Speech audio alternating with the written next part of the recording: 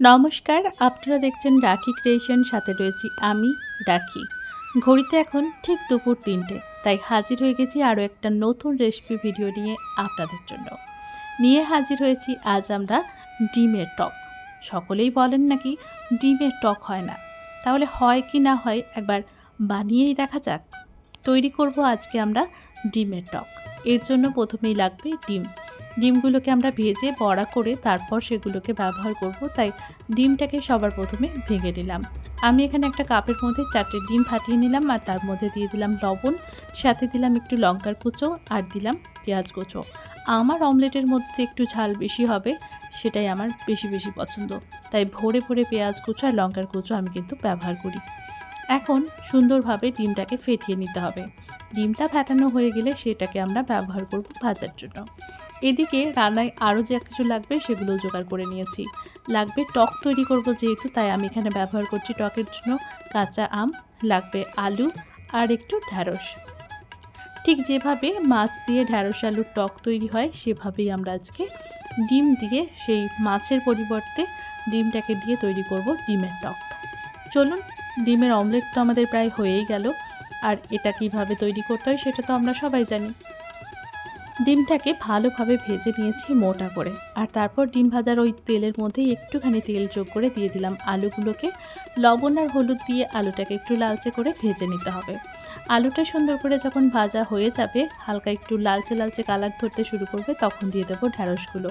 এই পর্যায়ে ঢ্যাঁড়স এবং আলু দুটোই কিন্তু সুন্দরভাবে আমাদের ভাজা হয়ে যাবে, তাই খুব বেশি চাপ নেওয়ার প্রয়োজন নেই।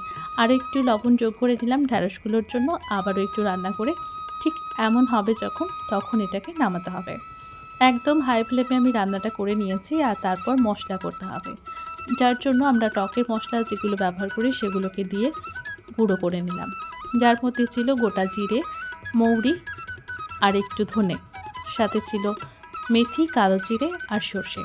অবশ্যই শুকনো লঙ্কা দিতে হবে। সেগুলোকে সবাইকে ভালোভাবে ভেজে নিয়ে আমরা গুঁড়ো করে নিয়েছি।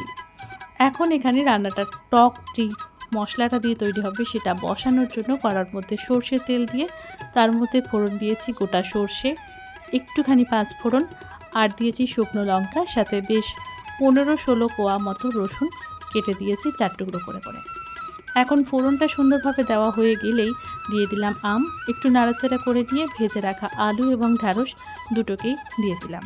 এরপর লবণ, হলুদ আর একটুখানি লঙ্কার গুঁড়ো দিয়ে সমস্ত মশলার মধ্যে সবজিগুলোকে একটু নাড়াচাড়া করে নিচ্ছি।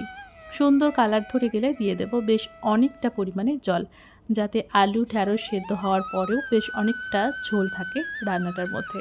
যেহেতু টক রান্না হচ্ছে তাই একটু মিষ্টি আমরা এখানে ব্যবহার করব, যাতে স্বাদটাকে ব্যালেন্স করতে পারি। 3-4 মিনিট ভালোভাবে ফুটে যাওয়ার পর 2 চামচ ভাজা মশলা যেটা আমি তৈরি করে রেখেছিলাম সেখান থেকেই 2 চামচ মশলা দিয়ে দিলাম। আরও ভালো করে মিনিটখানেক ফুটিয়ে নিয়ে ডিমের যে অমলেটগুলো তৈরি করেছিলাম সেগুলোকে ছেড়ে দিলাম। আমি যেহেতু 4টে ডিম নিয়েছিলাম তাই ডিমের পুরো অমলেটটাকে 4 টুকরো করে কেটে নিয়েছি। এখন সেটাকেই দিয়ে দিলাম ঝোলটার মধ্যে। তারপরে আবারও আমরা 4 থেকে 5 মিনিট ফুটিয়ে নিলাম।